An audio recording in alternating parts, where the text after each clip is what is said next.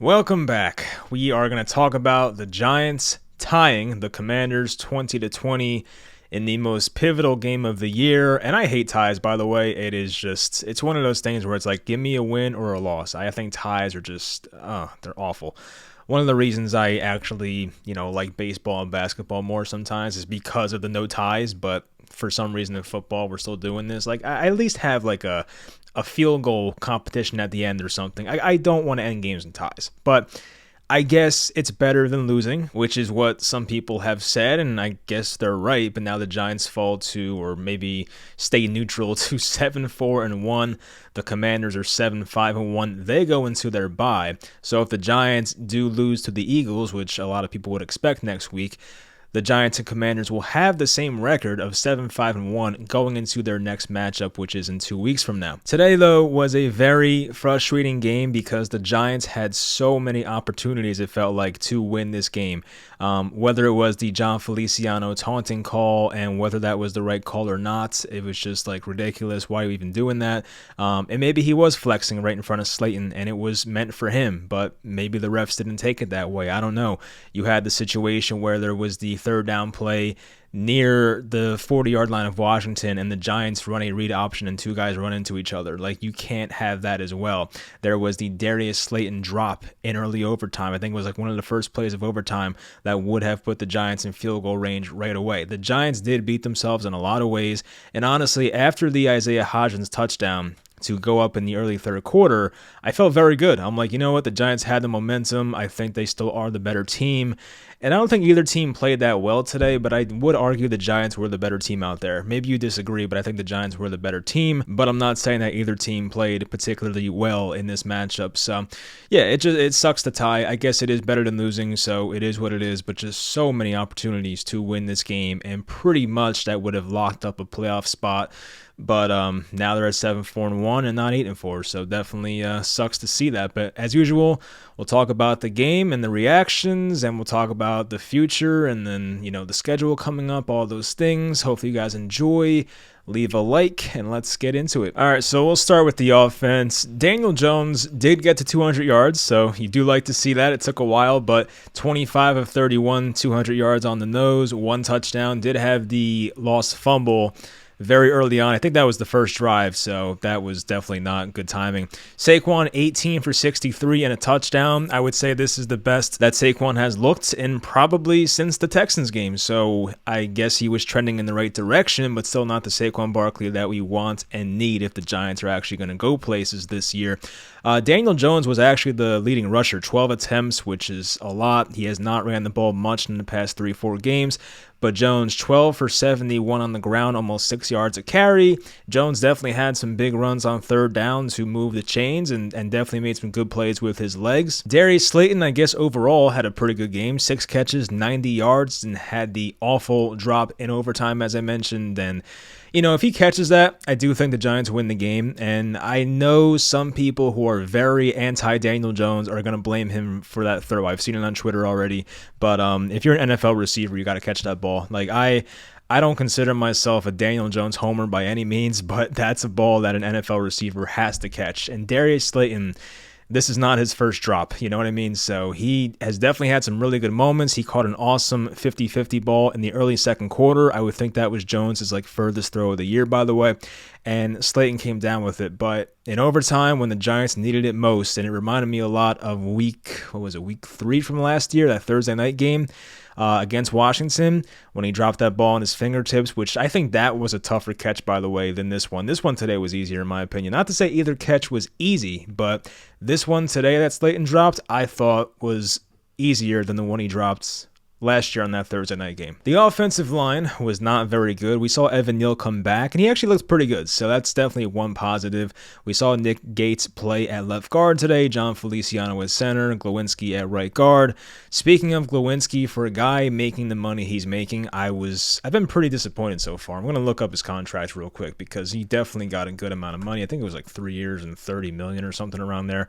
But he got just schooled by Deron Payne today. It was not $30 million. $18.3 million over 3 years. That's still a pretty good contract for a guard, though. So I have been pretty disappointed with Glowinski. I feel like when he was with the Colts, he was very serviceable, a guy that's average to above average, but I feel like with the Giants, he's been below average so far. So that's definitely been a disappointment. The Giants lost time of possession 41-28, but I do believe the broadcast said that Washington leads the NFL in time of possession, so I guess that's just the way they play. But of course, when Washington, they had the ball so much more, they ran so many more plays, that's usually not going to help. I mean, if the Giants had a very explosive offense, it could work out, but the Giants are also a team that has to mostly put together long and sustained drives that hopefully end in touchdowns, and the Giants don't really do that too many times. So there was the horrible, terrible John Feliciano taunting call. I think it's kind of a soft call. I don't know why it was called, but it was. And, John Feliciano is kind of already in the bad graces of Giants fans already. So I know some people can't wait to see him leave. So for him to have that bad penalty in a very crucial game, it's not what you want to see. So the Giants, they were up 20-13 at that point. There might have been like 6-7 minutes, maybe even 5, but it was late in the game, and that catch would have gotten them in field goal range. So of course they could have kicked the field goal, went up 10, but the John Feliciano taunting call pushed them back 15 yards, and we know the rest. So you had the guys running into each other on that third down read option play. I believe Richie James was the culprit there, running into Saquon Barkley. And it was a key play, too. It was third down. The Giants were in overtime near the Washington 40-yard line. And it's a gotta-have-it third down play. Now, Daniel Jones did what he could. He tried to run for it. He was stopped like a yard behind the line of scrimmage. And it was a fourth down and 3, probably near like the Washington 40-yard line. And with Brian Daboll, he's shown a lot of instances so far in his Giants coaching career. It's not the longest career, but he has shown instances of being aggressive and going forward on fourth down situations. When I see something like that, when a coach has a fourth and we'll call it under 5, and the Giants were 4th and 3, so even easier, and you're over midfield, which the Giants were, and you're in overtime, and you're in a game that you really want to win, that decision to intentionally take the delay of game and then punt the ball when you could have went for it and tried to get the 3 yards, that was a coach just playing not to lose. Too many Joe Judge vibes with that. So I still love Brian Daboll overall. I've loved the job he's done here, but that was one where it's like, are you playing to win the game or are you just trying not to lose the game? And if you don't trust your offense to get 3 yards on Washington's side of the field in overtime in the most crucial game of the year, says a lot. I mean, I get it. The Giants are not the most talented team. They don't have, a great wide receiver on this team. They don't have a quarterback that's that great at extending plays and things like that. The offensive line, you can't trust them either. But it is 3 yards. And I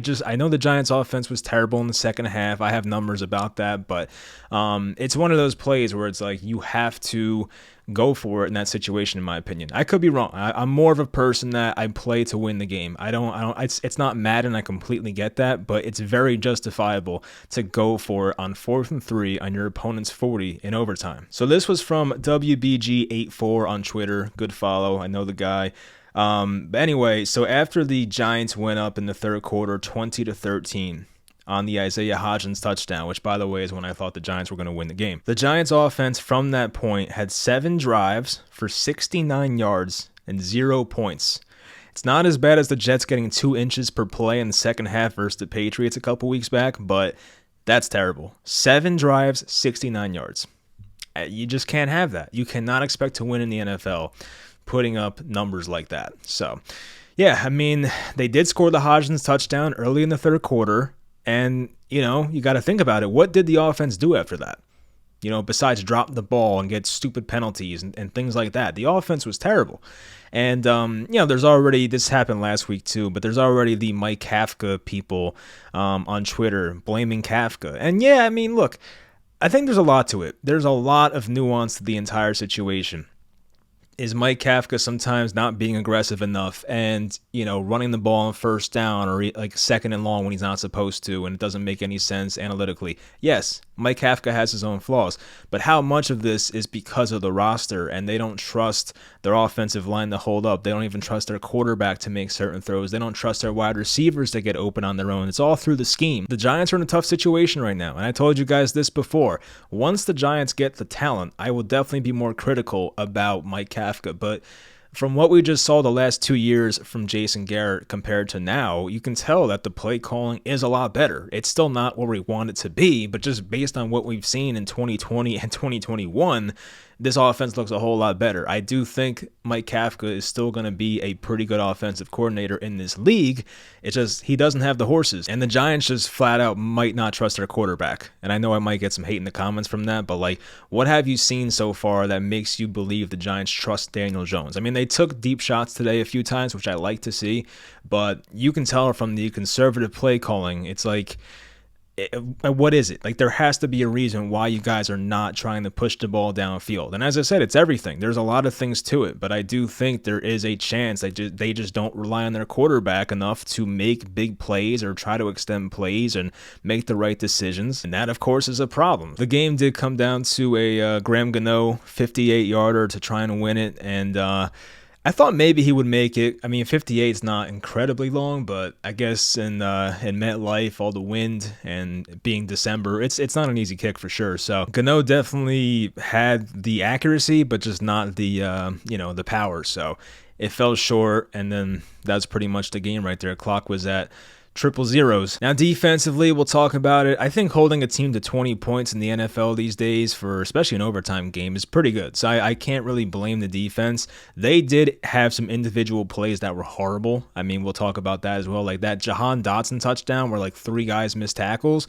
That's inexcusable. But those guys were like Zion Gilbert and Nick McLeod, guys that were not supposed to be on this roster in the first place, but are now playing starter snaps. And speaking of that, I did see on Twitter that Rodarius Williams was liking tweets about not getting playing time today. So you have that. You have Tay Crowder going on Twitter saying to like free me or something like that, which, Tay Crowder's been a great story, but what has Tay Crowder done to like earn playing time? You know what I mean? Like, I think we've seen enough from Tay Crowder to know what he is. And I was definitely a big Tay Crowder fan when the Giants drafted him. I thought there was some potential here, and he has achieved way more than most guys in his spot ever would. But to go on Twitter and be like, oh, I deserve to play or whatever, I don't know. I just don't get it. Like, he got his chance earlier this year. It's not like he's been on the bench the entire year. Tay Crowder, he started for most of the games this year, and he wasn't good enough. So I don't know what he really expects. Not saying Micah McFadden's doing much better, but he deserves a shot at least. He is a rookie. All right, so the Giants defense, Azeez Ojulari definitely made an impact in his first game back from the injury. 16% pressure rate and a key forced fumble in this game. The Giants pass rush, it was good in this game. Even Dexter Lawrence had a sack. I didn't write that one down, but he was in the backfield a few times. You had Kayvon Thibodeau, 3 pressures. He had the unblocked sack in overtime, which I really thought at the time might be a fumble. I was really excited, but somehow Heineke held onto that ball on his own 1-yard line, so credit to him. But that was a key sack right there. And even Azeez Ojulari, on the play right before Washington got that 4th down play in the 4th quarter, he was unblocked, and he forced Heineke to make an inaccurate pass and forced a 4th and 4, which, of course, they converted. But Zion Gilbert getting the snaps over guys like Rodarius Williams and whoever else is on this roster at corner at this point. But I don't know. He was getting torched at some points in overtime, and even the 4th quarter. There was like a drive specifically where Zion Gilbert was getting just roasted, and Jahan Dotson was, he had that touchdown against him, and Zion missed the tackle. Nick McLeod missed the tackle, and that's when Washington tied the game at 20. Definitely a gutsy drive by Washington in that 4th quarter towards the end, but you have to also give blame to the Giants defense for not making tackles when they're supposed to. So that was definitely, it sucked to see. Key pass breakups in overtime by Fabian Moreau. He did not have a perfect game. There was the one with McLaurin where he missed a tackle. He got beat on a drag route, Heineke threw behind him. It gave Moreau a chance to make a tackle. He missed a tackle. And even later in this game, I do believe he had a bad pass interference that got Washington the ball like inside the Giants' 5-yard line. So, yeah, we saw some good and some bad from Fabian Moreau, but asking him to be your cornerback one, it's also not an ideal situation. Julian Love, I thought, played a really good game. He almost had a interception at the end. That would have been awesome, but just short. There was even one where, it might have been the same play, where Fabian Moreau had a chance to intercept the ball on the ground. He was like laying on his back and the ball was just like right in front of him. So the Giants almost had some interceptions there at the end. And I did say that in the pregame show. It's like, Taylor Heineke, although sometimes he makes some big plays happen, he's going to give you opportunities throughout a game to get turnovers. And the Giants did get a fumble from Taylor Heineke, but no interception. But he definitely had some plays where he was reckless, and that's just part of his game. So, yeah, Washington converted that 4th and 4 with the game on the line. If they don't get it, the Giants probably win this game. And it was a great play by Heineke. He basically ran to his left, and as a right-handed quarterback, it's tough to make a throw that way anyway.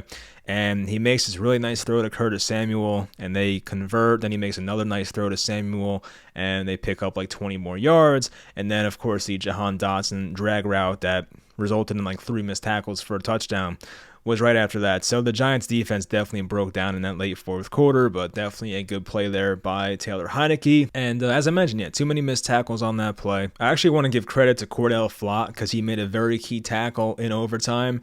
And if he doesn't make this tackle, that might have got Washington in field goal range. And I know in overtime and even late 4th quarters, they'll put that green line on the screen that shows you like where the kicker's field goal range is. And they were like 5 yards away from it. So they threw a quick screen pass to it was Curtis Samuel.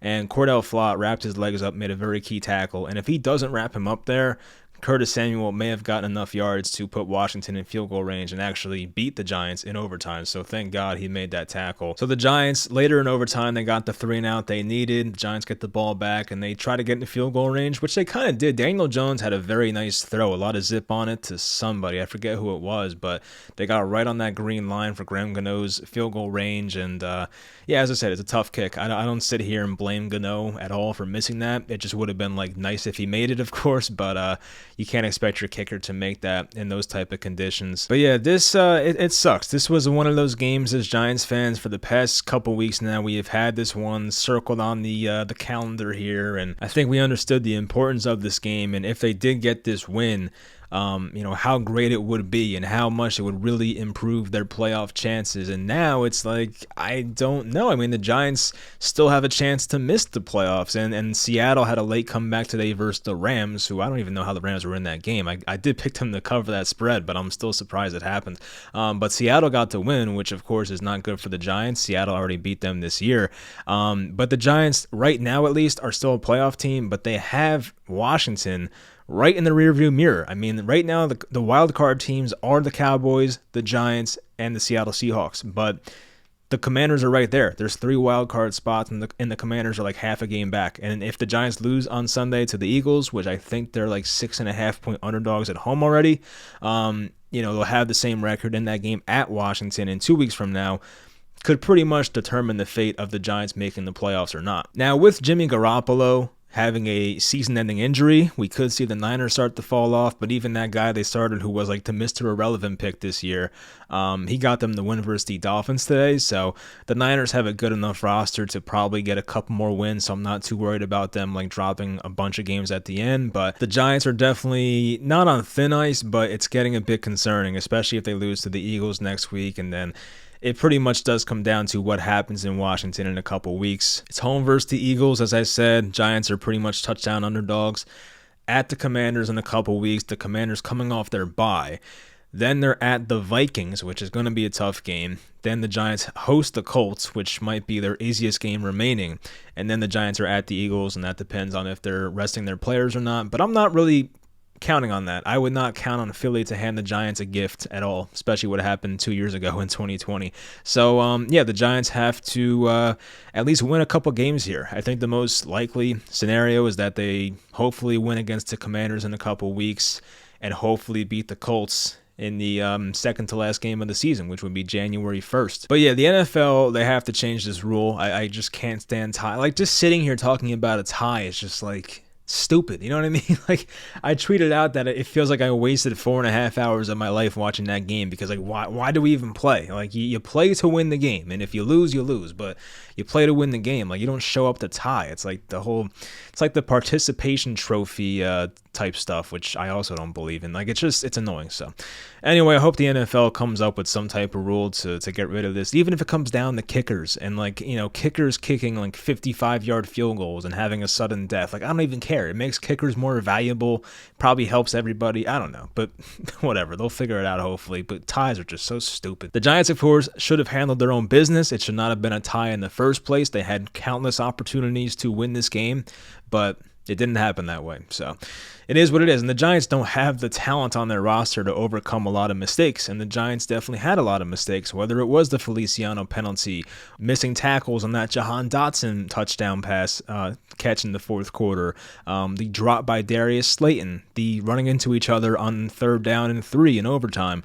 Just things like that. You can't expect to win that way if you're the Giants. And in Washington, they're a pretty good football team. They're not a pushover. They're not elite. I don't consider them Super Bowl contenders or anything like that, but they're like a borderline playoff team, which is what the Giants are. They're on a similar skill level. So the Giants couldn't really afford to mess around in this game, and they didn't really, have too much attention to detail on certain plays and in certain areas, and it kind of cost them this game. I mean, I know it ends in a tie, but of course you would love to win this game and go to 8-4 and set the Commanders back at 7-6. So it's just a whole different story now, and it feels like we have to wait another 2 weeks to actually see what happens in this matchup, unless they tie again, which I don't expect to happen. But that's the big game. But the Giants do have the Eagles this upcoming week. Could definitely be a look-ahead spot because of the importance versus Washington. But, the Eagles just came off a complete just ass-kicking of the Titans today. And the Titans are a team the Giants beat this year, but I would still think the Titans are a better football team than the Giants. So, you don't love seeing that. But the Giants are home. I guess you never know. I do think the Giants beat the Eagles at home last year. So I guess that gives us some motivation and optimism, but the Eagles are a different team this year. I think we all know that. They are arguably one of the best teams in football. So, it's going to be a tough battle, but hopefully the Giants, some stuff breaks their way and they can get it done. But that'll do it for this one. It sucks, but hopefully next time they play Washington, it goes better and goes our way, because the Giants definitely could use that win. So hopefully you guys enjoyed, and I will talk to you guys next time.